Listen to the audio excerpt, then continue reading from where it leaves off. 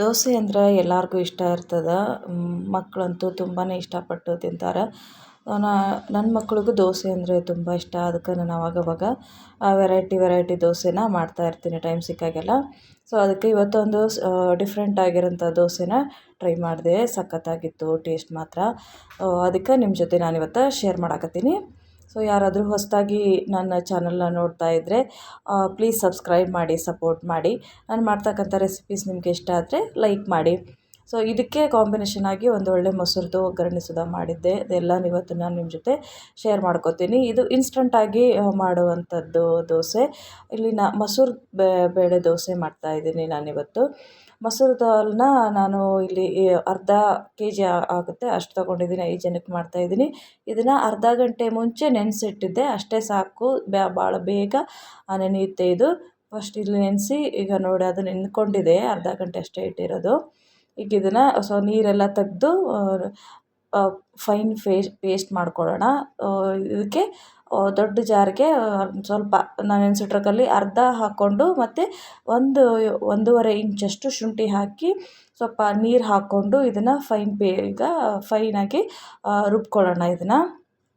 ಇದು ರುಬ್ಕೊಂಡು ಆದಮೇಲೆ ನೋಡಿ, ಈಗ ಇಷ್ಟು ಆದರೆ ಸಾಕು. ಒಂದು 95% ಪೂರ ಆದ್ರೂ ಬೇಡ, ಪೂರ ಆದರೂ ಮಾಡ್ಕೋಬೋದು. ಬಟ್ ಇಲ್ಲಿ ನಾನು ಒಂದು 95 to 98% ರುಬ್ಕೊಂಡಿದ್ದೀನಿ.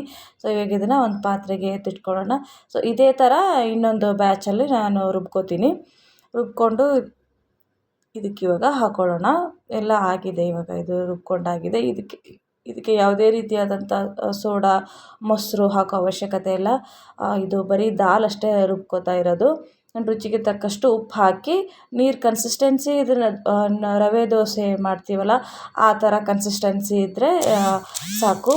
ದೋಸೆ ಸಖತ್ತಾಗಿ ಬರುತ್ತೆ. ಎಲ್ಲ ನೀರು ಹಾಕ್ಕೊಂಡು ನಮ್ಮ ಕನ್ಸಿಸ್ಟೆನ್ಸಿ ನೋಡಿಕೊಂಡು, ರವೆ ದೋಸೆ ಥರ ಬರೋ ಕನ್ಸಿಸ್ಟೆನ್ಸಿ ನೋಡಿಕೊಂಡು ನೀರು ಹಾಕ್ಕೊಂಡು ನೀಟಾಗೆಲ್ಲ ಮಿಕ್ಸ್ ಮಾಡಿ ಈಗ ಎತ್ತಿಡ್ತಾ ಇದ್ದೀನಿ. ಇದಕ್ಕೆ ಸೈಡ್ ಕಾಂಬಿನೇಷನ್ ಆಗಿ ಮೊಸರದ್ದು ಒಗ್ಗರಣೆ ಮಾಡ್ಕೊತಾ ಇದ್ದೀನಿ.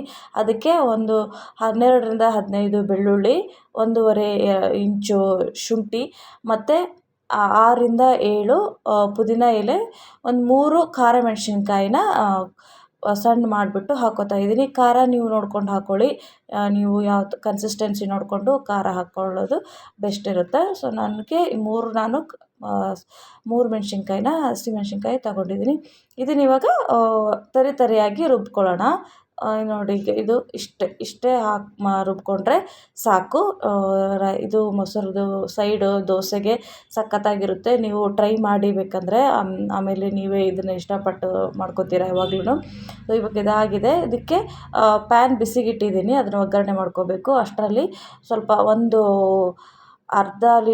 ಕಾಲು ಲೀಟರ್ ಅಷ್ಟು ಮೊಸರು, ಅದಕ್ಕೆ ಸ್ವಲ್ಪ ರುಚಿಗೆ ತಕ್ಕಷ್ಟು ಉಪ್ಪು ಹಾಕಿ, ಅದು ಕಣ್ಣಿ ಇಲ್ಲದೆ ಇರೋ ಥರ ಅದನ್ನು ಫೈನಾಗಿ ಪೇಸ್ಟ್ ಆಕಾರದಲ್ಲಿ ಮಾಡ್ಕೋಬೇಕು. ಸೊ ಅದು ಮತ್ತು ಉಪ್ಪನ್ನು ಸುಧಾ ಅದರಲ್ಲಿ ನೀಟಾಗಿ ಮಿಕ್ಸ್ ಆದರೆ ಟೇಸ್ಟ್ ಚೆನ್ನಾಗಿರುತ್ತೆ. ಈಗ ಫೈನಾಗಿ ಪೇಸ್ಟ್ ಮಾಡ್ಕೋತಾ ಇದ್ದೀನಿ ನಾನು. ಇದು ಇವಾಗ ಆಯಿತು. ಆವಾಗಲೇ ರುಬ್ಕೊಂಡಿರ್ತಕ್ಕಂಥದ್ದನ್ನು ಒಗ್ಗರಣೆ ಮಾಡ್ಕೊಳ್ಳೋಣ. ಪ್ಯಾನ್ ಬಿಸಿಗಿಟ್ಟು ಇಲ್ಲಿ ನಾನು 1 ಟೇಬಲ್ ಸ್ಪೂನು ತುಪ್ಪ ಹಾಕ್ಕೊಂಡಿದ್ದೀನಿ. ತುಪ್ಪ ಬಿಸಿ ಆದಮೇಲೆ ಒಂದು ಸ್ವಲ್ಪ ಸಾಸಿವೆ ಸಿಡಿದ ಮ್ಯಾಗ ಜೀರಿಗೆ, ಒಂದು 1/4 ಟೇಬಲ್ ಸ್ಪೂನ್ ಅಷ್ಟೇ ಜೀರಿಗೆ ಹಾಕ್ಕೊಂಡು ಎರಡೂ ನೀಟಾಗಿ ಬಿಸಿ ಆಗಬೇಕು ಎಣ್ಣೆಯಲ್ಲಿ. ಅದು ಫ್ರೈ ಆದಮೇಲೆ ನಾವು ಆವಾಗಲೇ ಏನು ಹಸಿಮೆಣ್ಸಿನ್ಕಾಯಿ ಅದೆಲ್ಲ ರುಬ್ಬಿಟ್ಕೊಂಡಿದ್ವಲ್ಲ ಅದನ್ನು ಇವಾಗ ಹಾಕಿ, ಅದು ಹಸಿ ಸ್ಮೆಲ್ ಹೋಗೋಲ್ಲಿವರೆಗೂ ಅದನ್ನು ನಾವು ಫ್ರೈ ಮಾಡ್ಕೋಬೇಕು. ಹಸಿ ಸ್ಮೆಲ್ ಆದಮೇಲೆ ಇದನ್ನು ನಾವು ಮೊಸರಿಗೆ ಆ್ಯಡ್ ಮಾಡ್ಕೊಳ್ಳೋಣ. ಇದು ಮಾಡಿ ನೋಡಿರಿ ನೀವು, ಮಸ್ತಾಗಿರ್ತದೆ ದೋಸೆಗೆ. ಮೊಸರು ದಾಲ್ ದೋಸೆಗೆ ಇದು ಟೇಸ್ಟ್ ಕಾಂಬಿನೇಷನ್ ಮಸ್ತಾಗಿರ್ತದೆ. ಈಗ ಇದು ಆಗೈತಿ. ಇದನ್ನು ಮೊಸರಿಗೆ ಹಾಕ್ಕೊಳಕತ್ತೀನಿ. ಸೊ ಪ್ಯಾನಲ್ಲಿ ಇರೋದನ್ನು ವೇಸ್ಟ್ ಆಗಿಬಿಡುತ್ತೆ ಅಂತ ಸ್ವಲ್ಪ ಮೊಸರು ಹಾಕಿ ಅದಕ್ಕೆ ಮಿಕ್ಸ್ ಮಾಡಾಕತ್ತೀನಿ. ನೀಟಾಗಿ ಎಲ್ಲನೂ ಮಿಕ್ಸ್ ಆಗಬೇಕು. ಮೊಸರು ಮಾಡಿರ್ತಕ್ಕಂಥ ಒಗ್ಗರಣೆ ಎಲ್ಲ ನೀಟಾಗಿ ಮಿಕ್ಸ್ ಆದ್ರೆ ಚಲೋ ಇರ್ತದೆ. ಈಗ ಆಯ್ತು. ಈಗ ಎತ್ತಿಟ್ಕೊತಾ ಇದ್ದೀನಿ. ಈಗೇನು ನಾವು ಅದು ರುಬ್ಬಿರ್ತೇವಲ್ಲ ಅದೇನು ನಾವು ಬಿಡೋದೇನೋ ಬೇಡ, ಇನ್ಸ್ಟಂಟಾಗಿ ಇದು ಮಾಡ್ಕೊಳ್ಳೋದು. ದೋಸೆ ಮಾತ್ರ ಸಖತ್ತಾಗಿ ಬರ್ತದೆ. ನೆನೆಸಿಡೋ ಅವಶ್ಯಕತೆಯೂ ಇಲ್ಲ. ಸೋಡಾನೂ ಬೇಡ ಮತ್ತು ಮೊಸರೂ ಬೇಡ. ತವಾ ನೀಟಾಗಿ ಕಾದ್ಮ್ಯಾಗ ಒಂದು ಸ್ವಲ್ಪ ಎಣ್ಣೆ ಹಾಕಿ ಈರುಳ್ಳಿ ಅಥವಾ ಟಿಶ್ಯೂ ಪೇಪರಿಂದ ಅದನ್ನು ಒರೆಸಿ ಎಣ್ಣೆನ ಸ್ಪ್ರೆಡ್ ಮಾಡಿ ಇದನ್ನು ನಾವು ನೀರು ದೋಸೆ ರವೆ ದೋಸೆ ಹಾಕೋತೀವಲ್ಲ ಆ ಆಕಾರದಾಗ ಹಾಕ್ಕೋಬೇಕ್ರಿ.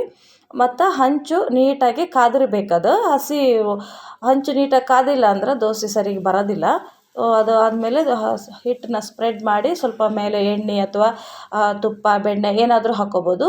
ಹಾಕ್ಕೊಂಡು ಲಿಡ್ ಕ್ಲೋಸ್ ಮಾಡಿ ಅದು ನೋಡಿ ಈಗ ಇಷ್ಟು ಆಗಿರ್ತದೆ. ಅದು ಈಗ ಆಗಿದೆ, ನಾನು ತೆಗಿತಿದ್ದೀನಿ ನೋಡಿ. ನೀಟಾಗಿ ಬರುತ್ತೆ, ಯಾವುದೇ ರೀತಿ ಹಿಟ್ಟು ಅಂಟ್ಕೊಳ್ಳೋದಿಲ್ಲ ತವಾಕ್ಕೆ.